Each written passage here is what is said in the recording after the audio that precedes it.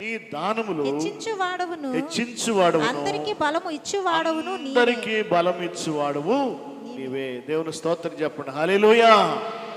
ఇక్కడ భక్తుడైనటువంటి దావీదు దేవుని సన్నిధిలో మోకరించి ఏమని ప్రార్థన చేస్తున్నాడంటే, యెహోవా, భూమి యందును ఆకాశం యందును ఉన్న వాటన్నిటి అవన్నీ నీ వశమై ఉన్నవి అంటాడు. భూమి మీద కానీ ఆకాశము కానీ వాటిలో ఉన్నవన్నీ నీ వశంలో ఉన్నాయి, అన్నీ నీ వశంలో ఉన్నాయి. సమస్తం మీద ఆధిపత్యము కలిగిన వాడు నీవు. మహత్యమును పరాక్రమమును ప్రభావమును తేజస్సును ఘనతయు నీకే చెందుచున్నవి. యెహోవా, రాజ్యము నీది, నీవు అందరి మీదను నిన్ను అధిపతినిగా హెచ్చించుకొని ఉన్నావు. ఐశ్వర్యమును గొప్పతనమును నీ వలన కలుగును. ఐశ్వర్యమును గొప్పతనమును నీ వలన కలుగును. నీవు సమస్తమును ఏలువాడవు. బలమును పరాక్రమమును నీ దానములు హెచ్చించువాడవును. అందరికీ బలము ఇచ్చువాడవు నీవే అంటాడు. ఇప్పుడు ఈ వాక్యము మనకి ఏమర్థమవుతుందంటే, దేవుడు సమస్తము తన యొక్క వశములో ఉంచుకున్నాడు. దేవుడు సమస్తము తన వశములో ఉంచుకున్నాడు. కాబట్టి ఎవరైతే ఆయన యొద్దకు వచ్చి ఆయన్ని అడుగుతారో వారందరికీ ఆయన అనుగ్రహించేవాడై ఉన్నాడు. ఎందుకంటే సమస్తము మీద ఆయన ఆధిపత్యము కలిగి ఉన్నాడు కాబట్టి, సమస్తము ఆయన వశములో ఉన్నవి కాబట్టి, ఆయన తన్ను అడుగు వారందరికీ ఆయన ధారాళంగా, ఎట్లాగంట ధారాళంగా ఇచ్చే దేవుడు అని ఇక్కడ వాక్యం ద్వారా మనం అర్థం చేసుకోవాలి. పిసినితనంగా ఇచ్చే దేవుడు కాదు ఆయన. ఎలా ఇచ్చేవాడు అంటే ఆయన ధారాళంగా ఇచ్చే దేవుడు, ధారాళంగా ఇచ్చే దేవుడు. ఇంకో చోట రాయబడిన మాట, కొలస్సీలకు రాసిన పత్రిక, అపోస్తలుడైన పౌలు కొలస్సీలకు రాసిన పత్రిక 2వ అధ్యాయము 3వ వచనం చూడండి. బుద్ధి జ్ఞానముల సర్వ సంపదలు ఆయన యందే గుప్తములై ఉన్నవి. ఆయన యందు, ఎవరు యందు? యేసుక్రీస్తునందు. బుద్ధియు జ్ఞానము సర్వ సంపదలు మన ప్రభు అయిన యేసుక్రీస్తుకు చెందినవి, ఆయన వశములో ఉన్నవి, ఆయన ఆధిపత్యములో ఉన్నవి, ఆయన హస్తములో ఉన్నవి. కాబట్టి ఎవరైతే ఆయన యొద్దకు వస్తారో, ఎవరైతే ఆయన సన్నిధిలో మోకరిస్తారో, ఎవరైతే ఆయన అడుగుతారో వారందరికీ ఆయన ధారాళముగా సమృద్ధిగా దయచేసి దేవుడై ఉన్నాడు. దేవుని స్తోత్రం కలుగునుగా, హల్లెలూయా. అందుకే మనం చదివిన వాక్యంలో చూసాం కదా, ఎఫ్ఎస్సి 3:20-21 వచనం రాయబడిన మాట ఏమిటంటే, అక్కడ మనలో కార్యసాధకమైన తన శక్తి చొప్పున మనము అడుగు వాటన్నిటికంటేను ఊహించు వాటన్నిటికంటేను అత్యధికముగా చేయు శక్తి గల దేవుడు. చాలా అక్కడ సార్ ఏమంటాడంటే, ఇక్కడ మనము అడుగు వాటన్నిటికంటే సంఘానికి పరిశుద్ధాత్మ దేవుడు చెప్పే మాట ఏమిటంటే, సంఘానికి అనగా దేవుని యొక్క ప్రజలకు, దేవుని యొక్క బిడ్డలకు దేవుడు చెప్పేటువంటి మాట ఏమిటంటే, పరిశుద్ధాత్మ దేవుడు చెప్పే మాట ఏమిటంటే, మనము అడుగు వాటన్నిటికంటేను ఊహించు వాటన్నిటికంటేను. దేనికంటేనంట, మనము అసలు అడుగుతాం, మనం అడుగుతామా? సరిగ్గా అడగం. మనం ఏదో తొందరతో మనుషుల్ని అడిగినట్టు అడుగుతాం. అందుకే దేవుని ద్వారా మనం ఏం పొందుకోవట్లేదు. ఇక్కడ రాయబడిన మాట, మనము అడుగు వాటన్నిటికంటేను ఊహించు వాటన్నిటికంటేను అత్యధికంగా చేయగలిగిన శక్తివంతుడు ఆయన. ఎటువంటి దేవుడు అంటే ఆయన అత్యధికంగా చేయటానికి శక్తివంతుడైనటువంటి దేవుడు ఆయన. కాబట్టి అంత గొప్ప దేవుణ్ణి మనం పెట్టుకుని అడగలేక, పొందుకోలేక, సంపాదించుకోలేక మనం ఏమైపోతున్నామో తెలుసా? బలహీనులము, ఏమీ లేనటువంటి అశక్తులమై మనం అయిపోతున్నాం.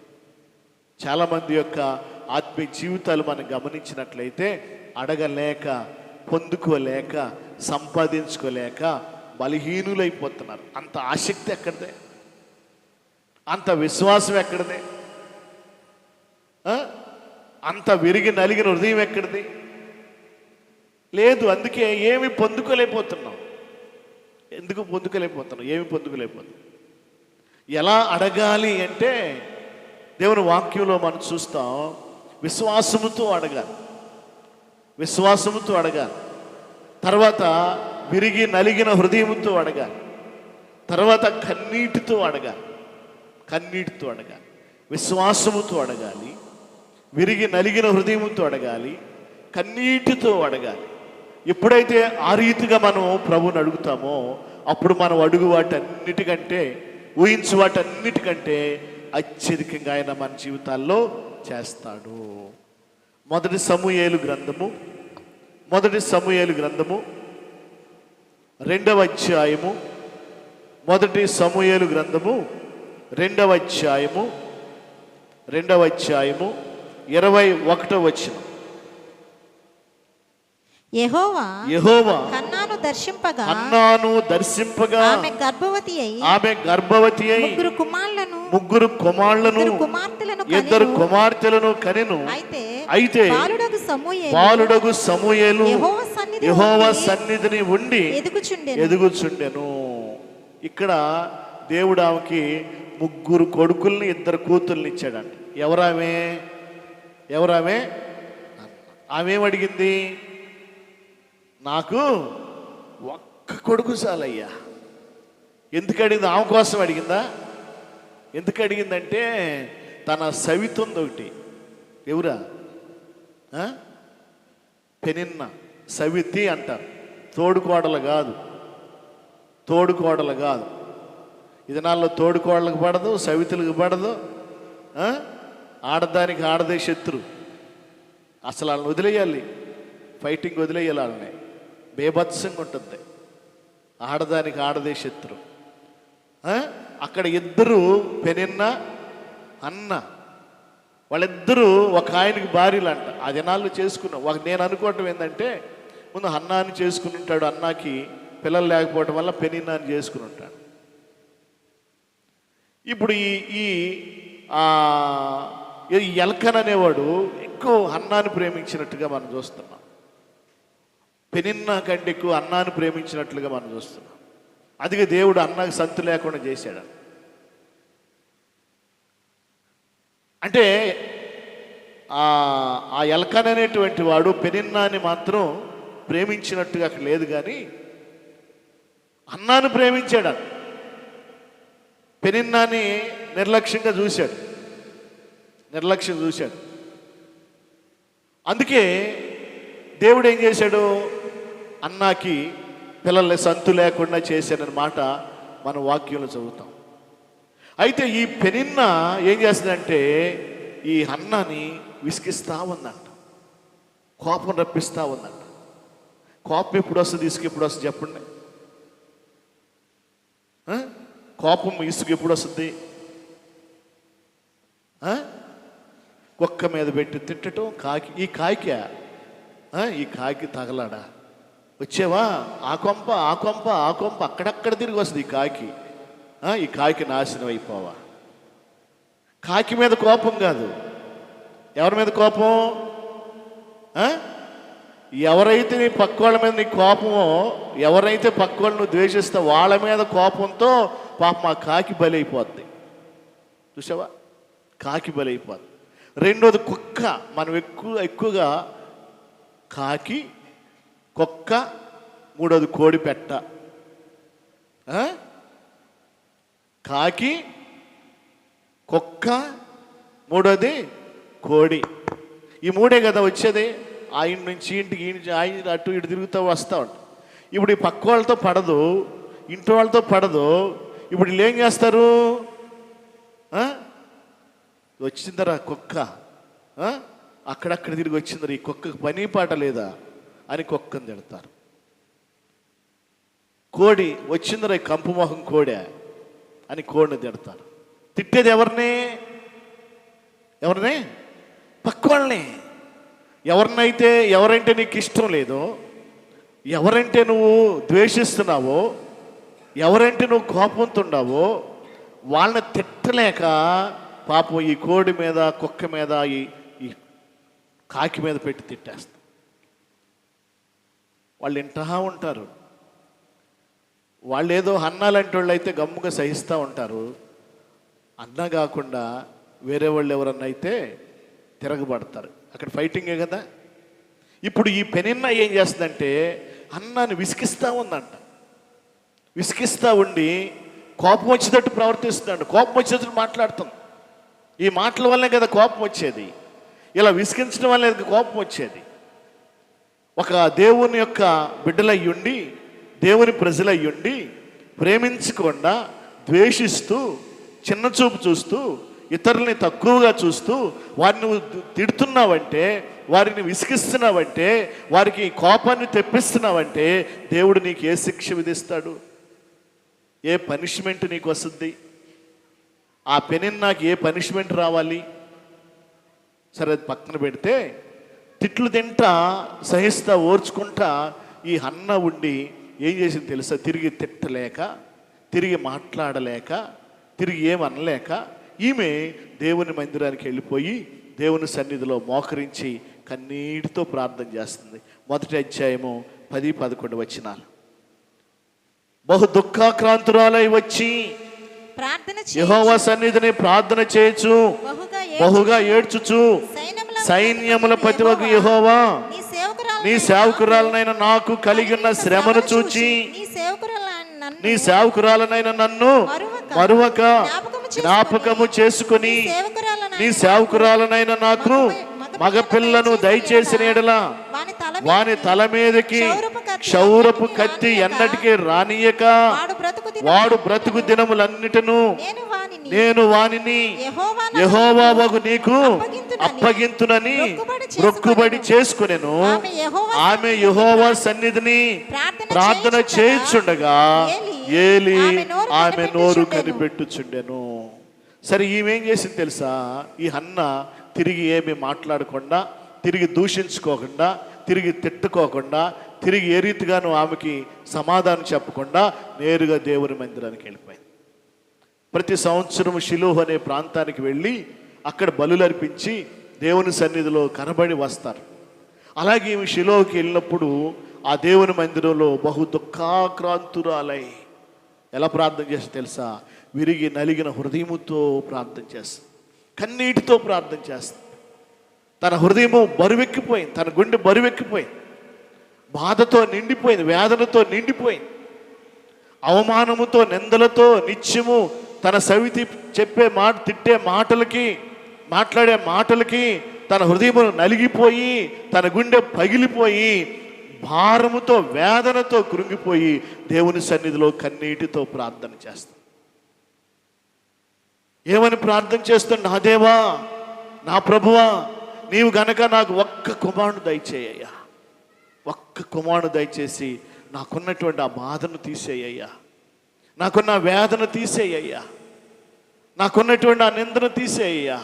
ఇదిగో ఆ బిడ్డ నేను ఉంచుకోను, ఆ బిడ్డ నేను పెంచుకోను, ఆ బిడ్డ తిరిగి నీకు ఇచ్చేస్తానయ్యా అని ఆ మందిరములో కన్నీటితో బహు దుఃఖాక్రాంత అంటే ఆమె కార్చి కార్చి కార్చి నీ కన్నీటిని కార్చి కార్చి కార్చి ఆమె గుండె బద్దలపోయే రీతిగా, అలిసిపోయే రీతిగా దేవుని సన్నిధిలో ఆ రీతిగా ప్రార్థన చేశావు. ఎప్పుడన్నా ప్రార్థన చేసావు నువ్వు? అటువంటి నీ హృదయం బద్దలైపోయే రీతిగా ప్రార్థన చేసావా? నువ్వు బాధించబడినప్పుడు, లేకపోతే నువ్వు అవమానించబడినప్పుడు, నువ్వు నిందించబడినప్పుడు, లేకపోతే నువ్వు అనేక రకాలుగా గాయపరచబడినప్పుడు, ఒక విశ్వాసిగా, ఒక దేవుని బిడ్డగా దేవుని మందిరానికి వెళ్ళి కన్నీటితో నువ్వు ప్రార్థన చేసావా? ఏనాడైనా వినండి, వాక్యమేనా? ఏనాడైనా కన్నీటితో ప్రార్థన చేసావా? పశ్చాత్తాపంతో ఏనాడైనా ప్రార్థన చేసావా? ప్రభు పాదాలు పట్టుకున్నావా? ప్రభు ముఖాన్ని చూచావా? ఏనాడైనా హృదయము ప్రభు సన్నిధిలో కుమ్మరించావా? ఏ రీతిగా నీవు ప్రభు సన్నిధిలో ప్రాధేయపడ్డావు? ఏనాడైనా అనుభవం నీకుందా? అనుభవం నీకుందా? ఈమె తను దూషించినా కానీ, తను అవమానించినా కానీ, తన కోపం తెప్పించినా కానీ, లేకపోతే తనకు వేదన కలిగించినా కానీ తిరిగి ఆమెకు సమాధానం చెప్పకుండా ఈమె దేవుని మందిరానికి వెళ్ళి దేవుని మందిరంలో బహు దుఃఖాక్రాంతురాలై ఉపవాసం ఉండి ఆ విరిగి నలిగి హృదయముతో కన్నీటితో దేవుని సన్నిధిలో మోకరించి ప్రార్థన చేసి సాక్ష్యం అక్కడ ఏలి అనేటువంటి ఆ న్యాయాధిపతి అక్కడ సాక్షిగా ఉన్నట్లుగా మనం చూస్తున్నాం. అలా అడగాలి ప్రభుని. అక్కర ఏదైనా కావచ్చు, అవసరం ఏదైనా కావచ్చు, సమస్య ఏదైనా కావచ్చు, శోధన ఏదైనా కావచ్చు, బాధ ఏదైనా కావచ్చు, మనం ఏం చేస్తామంటే మాటకి మాట ఇవ్వాల్సిందే, మాటకి మాట ఇవ్వాల్సిందే. ఆ పగతో ప్రతీకారంతో మనం రగిలిపోతాం, పళ్ళు కొరుకుతాం, పటపట పళ్ళు కొరిగిపోతాం. ఆ పళ్ళు యేసు నామములో ఊడిపోవును గాక. రెండోసారి ఆ పళ్ళు కొరక్కోకుండా ఒక విశ్వాసిగా, ఒక దేవుని బిడ్డగా నీ దైవత్వాన్ని చూపించాలి అక్కడ, నీ విశ్వాసాన్ని చూపించాలి అక్కడ.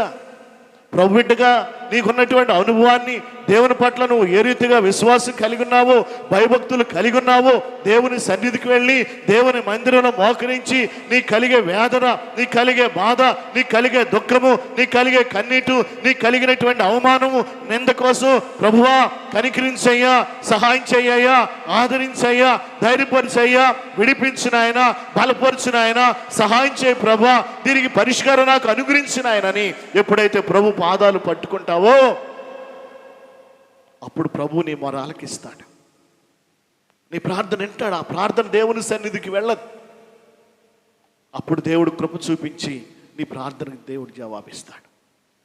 ఆ అన్న ఆ రీతికి వెళ్ళి ప్రార్థన చేసింది, దేవుని సన్నిధిలో ఆ రీతిగా మోకరించింది, కన్నీరు కార్చింది, హృదయాన్ని నలకొట్టుకుంది, విశ్వాసంతో ప్రార్థన చేసింది. అలా ఎప్పుడైతే ఆమె ప్రార్థన చేసిందో ఆ ప్రార్థన దేవుడు జ్ఞాపకం చేసుకున్నాడంట. జ్ఞాపకం చేసుకుని ఆమెకి కుమారుని ఇచ్చాడు. ఆ కుమారుడు పాలు మరి తాగటం అయిపోయిన తర్వాత, పాలు పట్టడం అయిపోయిన తర్వాత ఆ బిడ్డను తీసుకుని నేరుగా దేవుని మందిరానికి వెళ్ళి ఆ ఏలికి అప్పచెప్పింది, అయ్యా ఆనాడు నేను ప్రార్థన చేసేనే, నన్ను గద్దించేవే, ఆ స్త్రీ నేనే. దేవుడు నా ప్రార్థన ఆలకించి ఇదిగో నాకు బిడ్డను అనుగ్రహించాడు, ఈ బిడ్డను తిరిగి నేను నీకు ఇచ్చేస్తున్నాను, దేవునికి ఇచ్చేస్తున్నాను. ఇచ్చేసింది. మాట మీద నిలబడింది, మాట నెరవేర్చింది, మాట నెరవేర్చింది. దేవుడు ఏం చేశాడు తెలుసా? మరలా 3 కుమారుల్ని ఆమె అడగల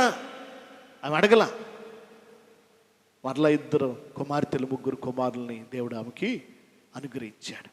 మనం అడుగు వాటన్నిటికంటేను, ఊహించు వాటన్నిటికంటేను అత్యధికంగా దేవుడు చేయగలిగిన దేవుడు. దేవుని స్తోత్రం. హల్లెలూయా చెప్పండి, హల్లెలూయా చెప్పండి, హల్లెలూయా. రెండో విషయాన్ని ఎలా అడగాలంటే మనము మొదటగా ఎలా అడగాలి? విశ్వాసముతో, విరిగి నలిగిన హృదయంతో, కన్నీటితో ప్రభు పాదాలు పట్టుకుని అడగాలి. రెండో మాట చూద్దాం. చూడండి రెండో మాట, మొదటి రాజుల గ్రంథం, మొదటి రాజుల గ్రంథం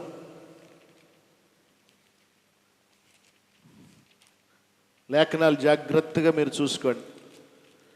3వ అధ్యాయము 4వ వచనం చదవండి.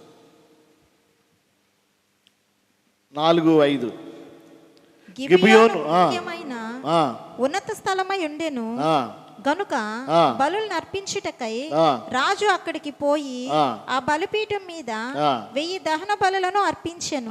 గిబియోనులో యెహోవా రాత్రివేళ స్వప్నమందు సొలొమోనునకు ప్రత్యక్షమై నేను నీకు దేనినిచ్చుట నీకు ఇష్టమో దాని నడుగుమని దేవుడు అతనితో సెలవీయగా.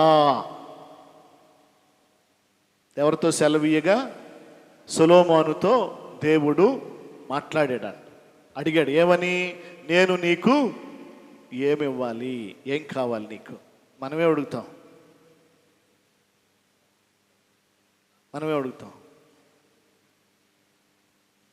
ఏమడుగుతాం మనం? ప్రభువా నాకు ఒక బంగారు గని కావాలి ప్రభువా.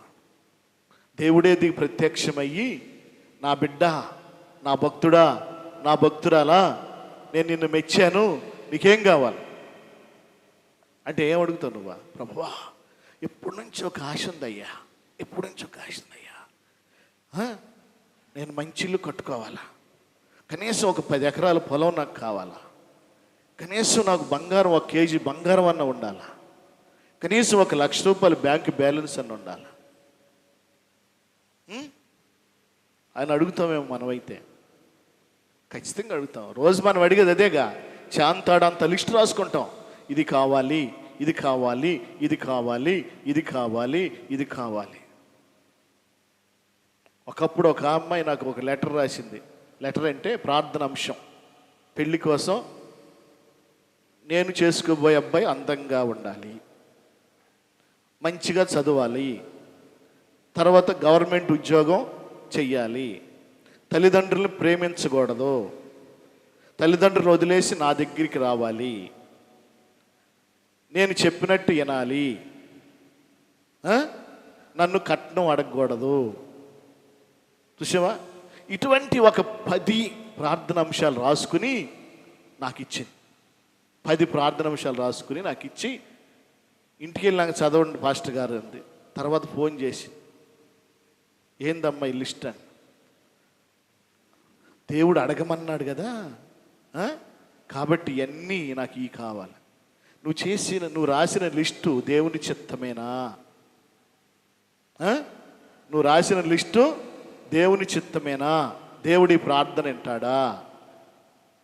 నీకు అందమైన మొగుడు కావాలా, బాగా చదువుకున్నవాడు కావాలా, గవర్నమెంట్ జాబ్ చేసేవాడు కావాలా, తల్లిదండ్రులను ప్రేమించకుండా వదిలేసేవాడు కావాలా, వాడు నీ దగ్గరికి వచ్చి ఉండాలా? ఇవన్నీ దేవుని చిత్తమైన ప్రార్థనేనా? ప్రార్థనేనా? నీకు పెళ్ళి కాదు, పో అన్న. ఇప్పుడు పెళ్ళి.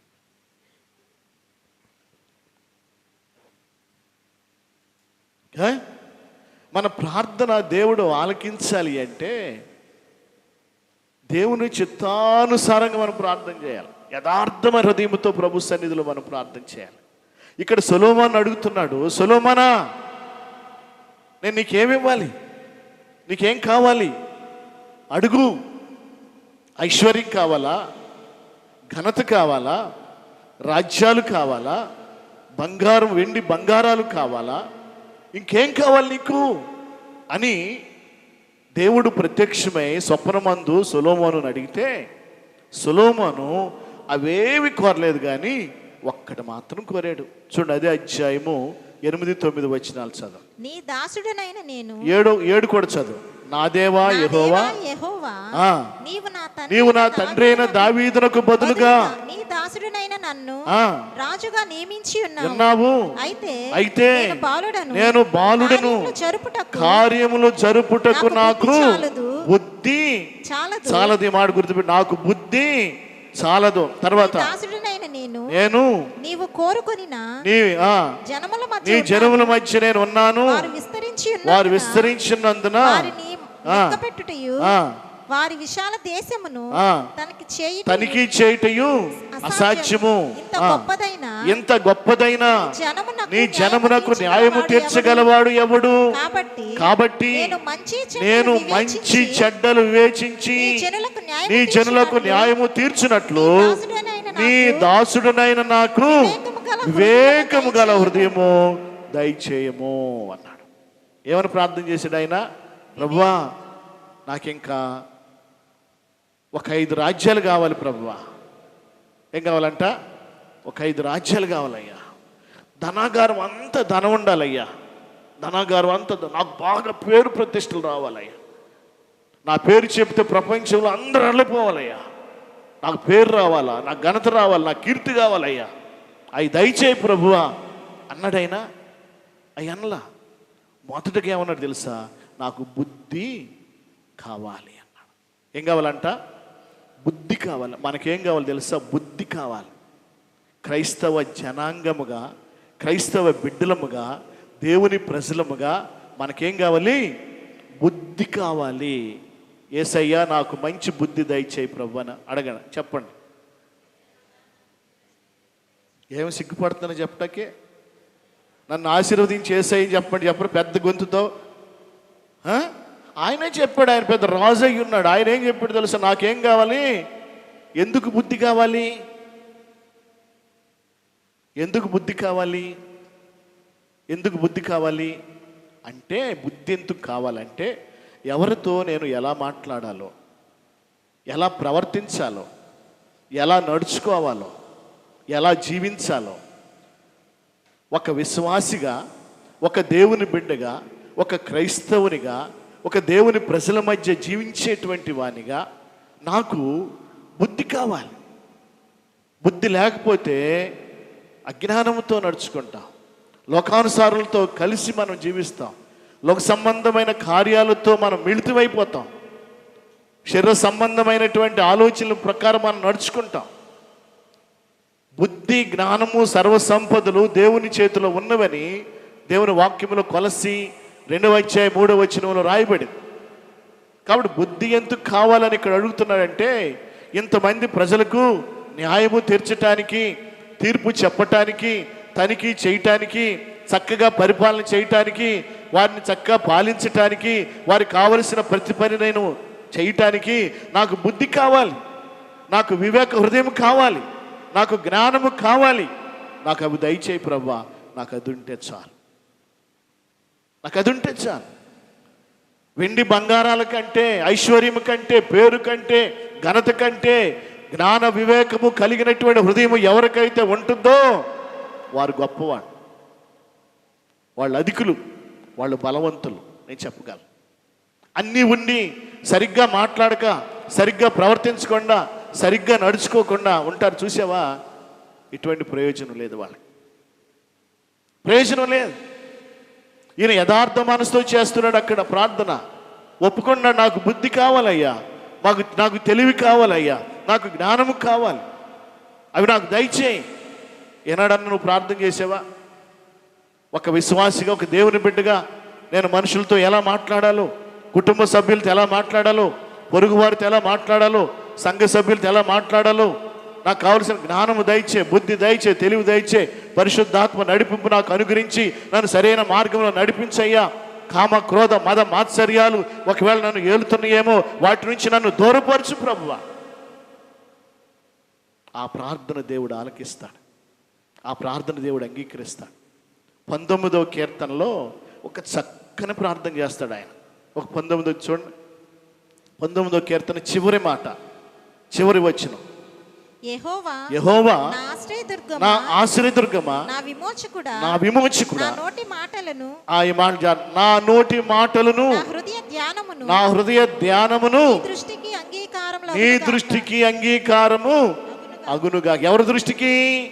దేవుని దృష్టికి. నువ్వు దేవుని దృష్టికి అంగీకారంగా ఉంటే నువ్వు మనుషుల దృష్టి కూడా అంగీకారంగా ఉంటావు. నువ్వు దేవుని సన్నిధిలో చక్కగా ప్రవర్తిస్తే మనుషుల మధ్యలో కూడా, మనుషులు ఎదుటి కూడా నువ్వు చక్కగా ప్రవర్తిస్తావు. నీ నోటి మాటలు దేవుడు అంగీకరిస్తే అదే మాటలు మనుషులు కూడా అంగీకరిస్తారు. కాబట్టి నీ నోటి మాటలు, నీ హృదయ ధ్యానము దేవుని దృష్టికి అంగీకారముగా ఉంటే నువ్వు మనుషులకు కూడా అంగీకారంగా ఉంటావు. దానికి ఏం కావాలో తెలుసా? బుద్ధి, వివేకము, జ్ఞానం కావాలి. అవి ఉన్నాయా నీకు? అవి ఉన్నాయా నీకు? అవి కావాలని అడుగుతున్నావా?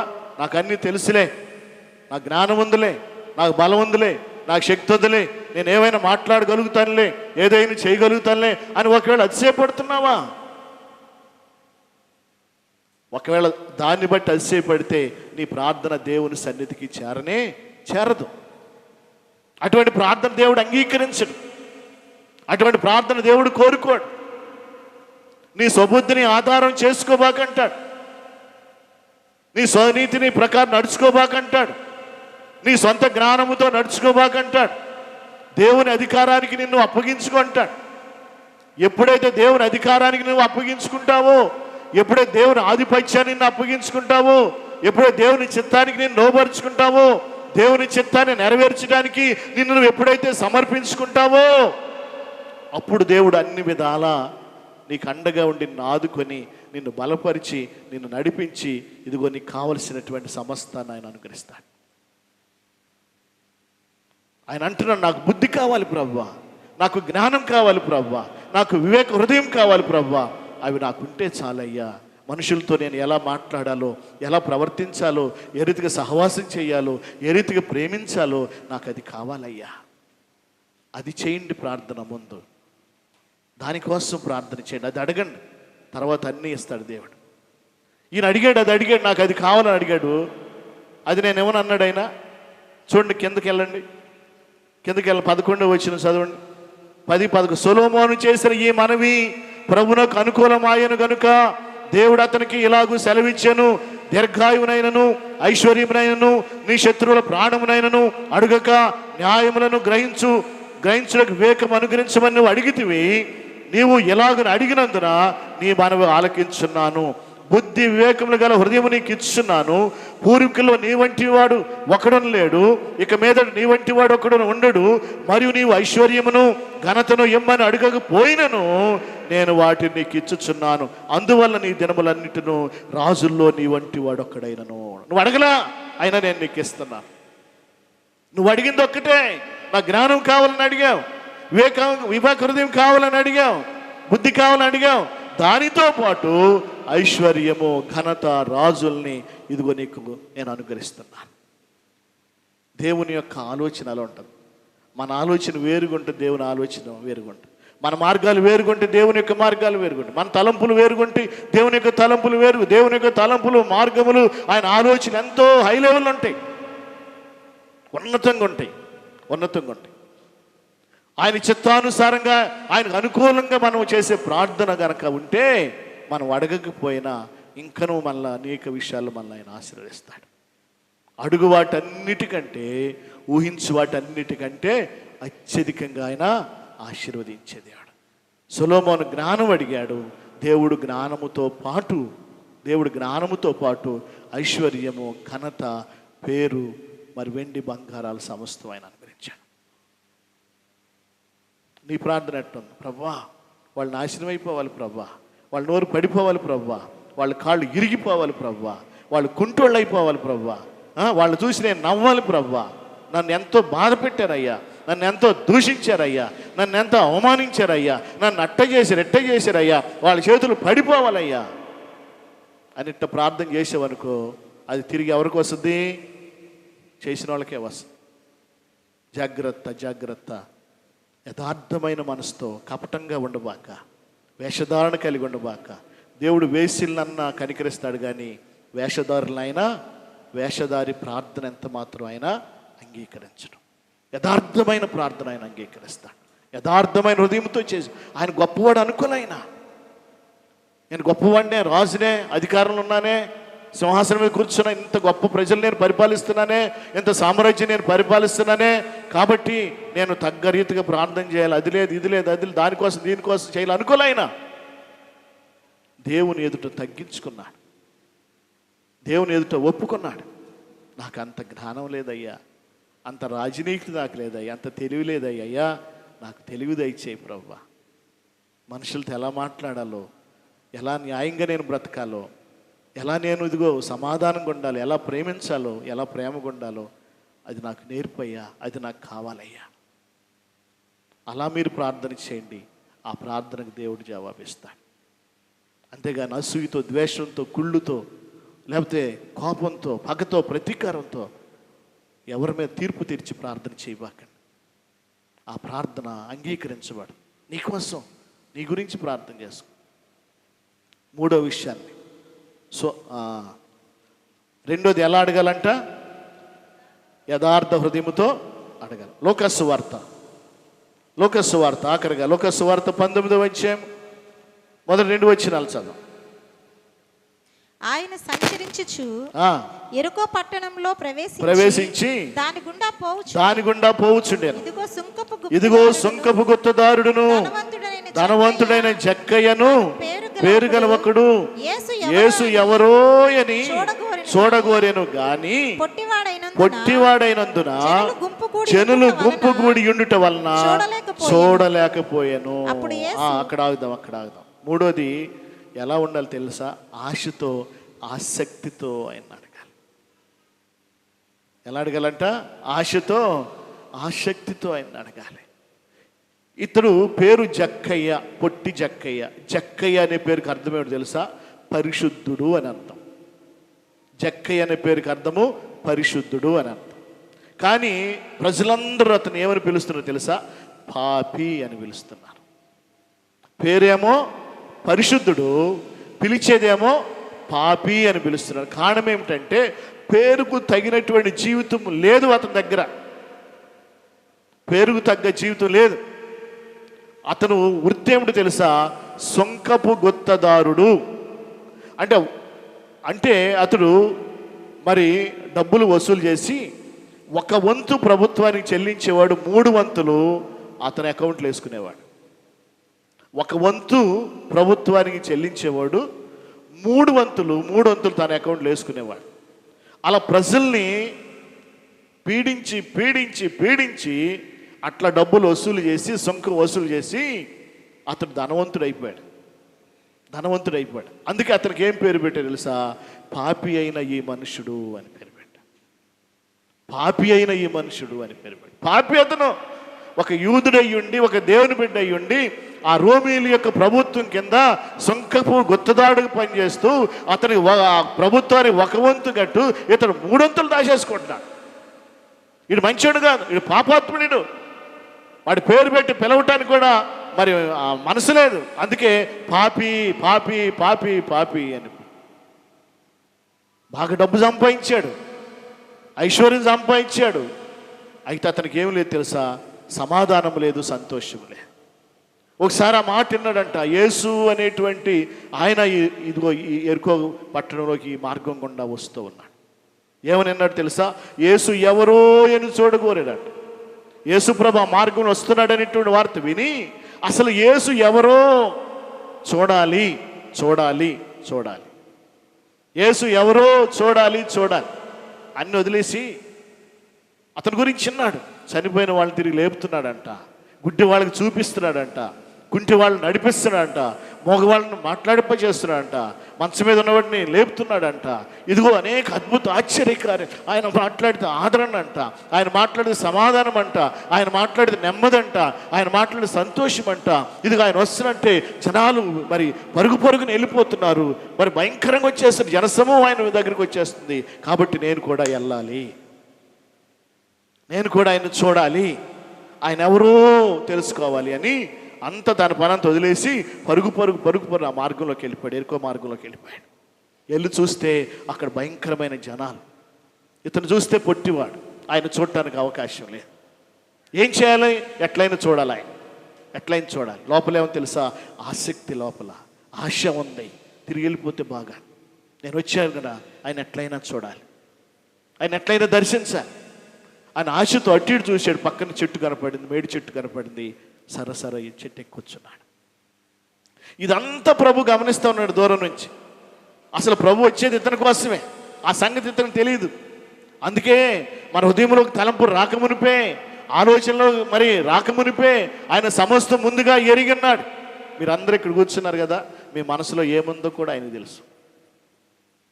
మీరు కూర్చున్న వాక్యం వింటున్నారా, లేదా మీ ఇంటికాడికి మనసు వెళ్ళిపోయి, ఇంటిలో పెట్టిలోకి మనసు వెళ్ళిపోయి, పెట్టిలో ఉన్న డబ్బుల్లోకి మనసు వెళ్ళిపోయి, ఆ డబ్బులు ఏమైపోతున్నాయా? ఉండయి అంటావా? ఎవరైనా తీసేస్తున్నారంటావా? ఎవరైనా ఎత్తుకుపోతున్నారంటావా? నీ మనసంతా అక్కడ ఉంది. పైకి మాత్రం కూర్చున్నాం, మైండ్ మాత్రం, బాడీ ఏమో ప్రెజెంట్కి ఇక్కడ ఉంది, మైండ్ మాత్రం ఎక్కడో ఉంది. ఎక్కడున్నా ఏం చేసినా నీ మనసంతా ఎవరు చూస్తున్నారు? ప్రభు చూస్తూ ఉన్నాడు. ఆనాడు జక్క యొక్క మనసును చూశాడు, జక్క యొక్క ఆసక్తిని చూశాడు, జక్కయ్యకున్న ఆశను చూసి జక్కయ్య కోసం ఆయన బయలుదేరి వస్తున్నాడు అక్కడికి. ఆ సంగతి జక్కయ్య తెలియదు, ఆ సంగతి జక్కయ్య తెలియదు. ఇప్పుడు నువ్వు ఎందుకు వస్తున్నావో యేసుకి తెలుసు. నువ్వు ఇంట్లో బయలుదేరినప్పుడే తెలుసు. నువ్వు ఎప్పుడు వస్తావో తెలుసు, ఎలా వస్తావో తెలుసు. నువ్వు ఆశతో వస్తున్నావో, ఆసక్తితో పరిగెత్తుకు వస్తున్నావు ఆయన మందిరానికి, ఎలా వస్తున్నావో తెలుసు. నీ ఆసక్తిని బట్టి, నీ ఆశను బట్టి దేవుడు నీకు మరి తృప్తిపరుస్తాడు. దేవుడు నేను ఆయన అన్నీ వదిలేసి పరుగు పరుగెత్తాడు. ఇదిగో యేసు ఎవరో నేను చూడాలి, యేసు ఎవరో నేను చూడాలి, ఆయన ఎవరో నేను చూడాలి, ఆ మహాత్ముడు ఎవరో నేను చూడాలి, ఆ మహానుభావుడు ఎవరో నేను చూడాలి, ఆ దేవుడు ఎవరో నేను చూడాలి. ఆయన మంచివాడంట, ఆయన కనికర సంపన్నుడంట, ఆయన ప్రేమ కలిగిన వాడంట, ఆయన స్వస్థపరిచే దేవుడంట, ఆయన పాపాలు క్షమించే దేవుడంట, శాపాన్ని తొలగించే దేవుడంట, నరకాన్ని తప్పించే దేవుడంట, నిత్య జీవం ఇచ్చే దేవుడంట, ఆశీర్వాదం ఇచ్చే దేవుడంట, సమృద్ధినిచ్చే దేవుడంట, బాగు చేసే దేవుడంట, బ్రతుకులు మార్చే దేవుడంట, బ్రతుకులు చిగురింపజేసే దేవుడంట. ఆ గొప్ప దేవునికి నేను దేవుని దగ్గరికి వెళ్ళాలి. నేను అది ఆశ, అది ఆసక్తి. ఆ హృదయముతో, ఆ మనసుతో ఎవరైతే ఆయన సన్నిధికి పరిగెత్తుకొస్తారో వారి మీద ఆయన దృష్టి ఉంటుంది. వారి మీద ఉంటుంది ఆయన దృష్టి. నువ్వు ఆస్తి వస్తున్నావా, ఆసక్తి వస్తున్నావా, ఎలా నీవు వస్తున్నావో నిన్ను బట్టి దేవుని యొక్క దృష్టి నీ మీద ఉంటుంది. యేసుప్రభు అంతా చూస్తున్న జక్కని చూసి నేరుగా వచ్చేసి పైనుండి చూస్తూ ఉన్నాడు. వీళ్ళు ఎవరయ్యా, యేసుప్రభు ఎవరు ఎవరు ఎవరు ఇట్లా చూస్తూ ఉన్నాడు. పైనుంచి చెట్టు మీద నుంచి ఇట్ట వాటేసుకుని చెట్టు మీద ఇట్ట చూస్తూ ఉన్నాడు. నేరుగా చెట్టు దగ్గరికి వచ్చేసి ఆ చెట్టు కిందకి వచ్చేసి తలపైకి అయితే, జక్కయ్యా దిగిరా, నేను నీ ఇంటికి రావాలి ఈరోజు, నేను నీ ఇంటికి రావాలిరా, దిగిరా పిలిచాడు. ఆయన చక్కని స్వరంతో పిలిచాడు. తబ్బిబ్బైపోతున్నాను నమ్మో నన్ను పిలిచాడు ఆయన, నన్ను పిలిచాడు ఆయన. ఊర్లోకి ఒక ఎమ్మెల్యే కానీ ఎంపీ కానీ వచ్చాడు అనుకో, వాసు మీ ఇంటికి నేను వస్తున్నాను అని ఎమ్మెల్యే కానీ ఎంపీ కానీ అన్నాడు అనుకో, వాసు గమ్ముకుంటాడా? వద్దులే సార్ రేపు రండి సార్ అంటాడా?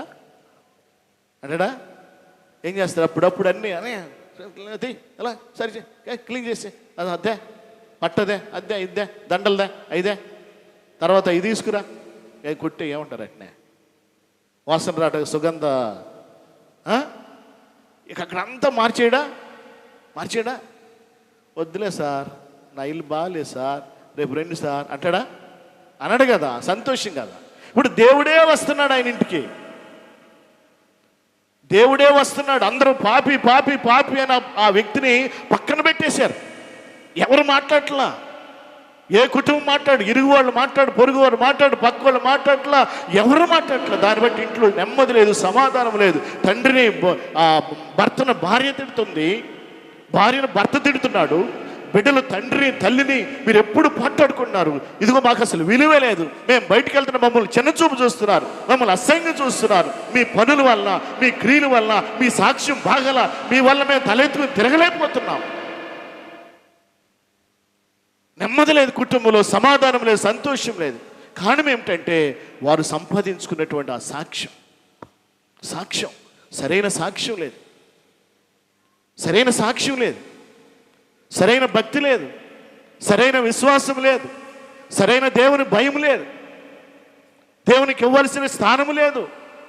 డబ్బు డబ్బు డబ్బు డబ్బు డబ్బు డబ్బు డబ్బు డబ్బు డబ్బే సర్వస్వం, డబ్బే. వాక్యంలో ఒక మాట రాయబడింది, దాని వెనకాల పడేదంట, పక్షిలాగా ఎగిరెగిరి పారిపోద్దంట. ఐశ్వర్యం కోసం అపేక్షించడానికి ప్రయత్నం చేయబాక, అది నీకు దొరకకుండా పక్షిలాగా ఎగిరెగిరి అట్టు వెళ్ళిపోద్దంట. ప్రయాసమే కానీ ఏం ఫలితం ఉండదు. అటువంటి వ్యక్తింటికి, ఆ పట్టణంలో ఉన్న ప్రజలందరూ త్రోసివేసిన ఆ వ్యక్తింటికి, వెలివేయబడిన స్థితిలో ఉన్నటువంటి ఆ వ్యక్తి ఇంటికి దేవుడే దిగి వచ్చి, జక్కయ్య నీ ఇంటికి నేను వస్తున్నాను పదంటే ఆ వ్యక్తికి ఎంత సంతోషం, ఎంత ఆనందం. ఆనందానికి అవధలుంటాయా? వెంటనే దిగేసాడు, చెట్టు దిగేసాడు, చెట్టు దిగేసి ప్రభుని తీసుకుని వెళ్ళి ఇంటికి వెళ్ళిపోయాడు. ఇంటికి వెళ్ళిపోయి ప్రభు ఏం మాట్లాడాడో, ఏ మాట ఆయన అత్తుకుందో అక్కడ నిలబడి అంటున్నాడు, అక్కడ ఇదిగో ప్రభువా నా ఆస్తిలో సగం పేదలకు ఇచ్చున్నాను, నేను ఎవని యొద్ద అన్యాయముగా దేన్నైనా తీసుకొని ఎట్లా అతనికి 4 గంతులు మరలా చెల్లుతునని ప్రభు. నిజమైన మారు మనసు అక్కడ కనపడుతుంది, నిజమైన పశ్చాత్తాపం, నిజమైనటువంటి రక్షణ. యేసయ్య అంటున్నాడు, ఇతడు నిజంగానే అబ్రహాం కుమారుడు. నేడు ఇంటికి ఏమొచ్చిందంట? రక్షణ వచ్చింది. ఇతడు నిజంగా ఇతడు కూడా అబ్రహాం కుమారుడే. అనగా అబ్రహాము దేవుని యందు ఎవరైతే విశ్వాసం ఉంచుతారో వారందరూ అబ్రహాం కుమారులే, వారందరూ అబ్రహాం. నేడు ఇంటికి రక్షణ వచ్చింది. ఆయన ఏమొచ్చి ఎలా ఊహించుకుని వచ్చాడు? ఆయన ఎట్టుంటాడో, తెల్లగా ఉంటాడా, నల్లగా ఉంటాడా, ఎత్తుగా ఉంటాడా, నాకులాగా పొట్టిగా ఉంటాడా, లావుగా ఉంటాడా, సన్నగా ఉంటాడా, అసలు ఆయన ముఖం ఎట్టా ఉంటుంది, ఆయన బట్టలు ఎట్టా ఉంటాయి. కొంతమంది వస్తారు కదా, ఆ అమ్మ ఏం బట్టలు వేసుకుందే, ఆయన ఏం బట్టలు వేసుకున్నాడా. పెళ్ళికి వెళ్తారు చాలామంది. ఎందుకు వెళ్తాం? మనం చూపించుకోవాలా. ఓ పెళ్ళి ఉందయ్యా, వెళ్ళి గోల్డ్ చైన్ తీసుకురా మొగుడుతో. మొగుడు అంటే నేను ఇప్పుడు ఎక్కడిదే, నేను డబ్బులు లేవా, నాకు తెల్లదు. అది ఆ అమ్మాయి అదిగో అది వేసుకొస్తుంది, ఈ అమ్మాయి అది వేసుకొస్తుంది, ఆ అక్క అది వేసుకొస్తుంది, ఈ అక్క అది వేసుకొస్తుంది, ఆ చీర కట్టుకుంటుంది, ఈ చీర కట్టుకుంటుంది. కాబట్టి మనం తక్కువైపోతాం. గ్రాండ్కి వెళ్ళాలి, గ్రాండ్కి వెళ్ళాలి. అడివుడనంట ఇంటిలో ఎలుగు దూరిందని ఏం చేశాడు? ఇల్లు తగలబెట్టేశాడంట, ఇల్లు తగలబెట్టేశాడు. అట్లాగే మనం కూడా ఏం చేద్దాం, వాళ్ళ దానికి మనం కూడా హడావుడి పడిపోతాం, హడావుడి పడి. ఇక్కడ చూసారా, జక్కయ్య చూస్తానికి వెళ్ళాడు. ఎలా ఉంటాడో ఊహించుకుంటే వెళ్ళాడు. కానీ ఆయనే నేరుగా ఇంటికి వచ్చేసాడు. ఇంటికి వచ్చేసి ఆ ఇంటికి ఏమి ఇచ్చాడు తెలుసా?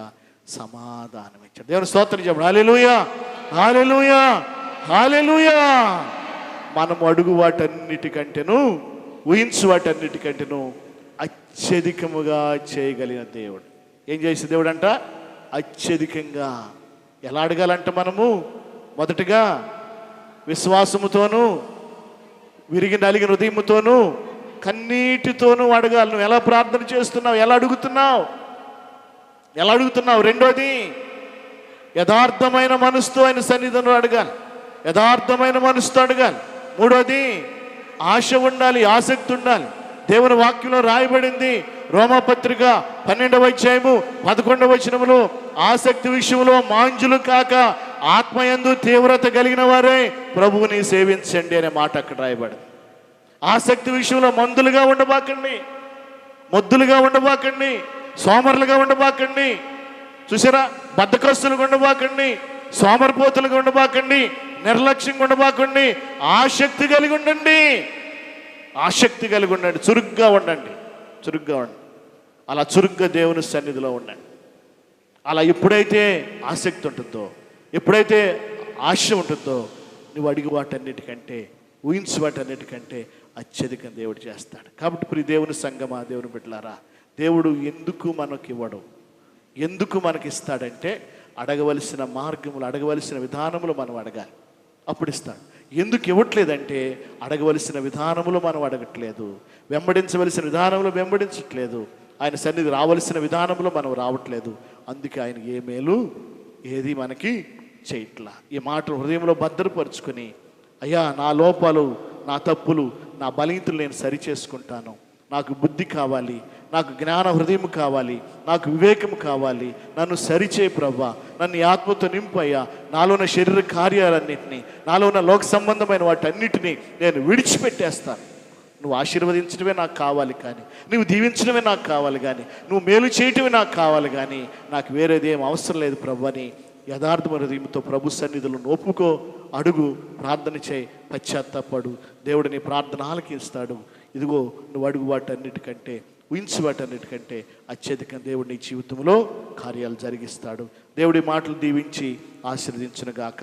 ప్రార్థన చేసుకుందాం. ప్రేమ స్వరూపైన తండ్రి, పరిశుద్ధుడు అయిన ప్రభువా, నీకు వందనాలు చెల్లిస్తున్నాను. నువ్వు ఇచ్చిన వాక్యాన్ని బట్టి నీకు స్తోత్రాలు నాయన. మేము అడుగు వాటన్నిటికంటే, ఊహించు వాటన్నిటికంటే అత్యధికంగా చేసే దేవుడు నీవు.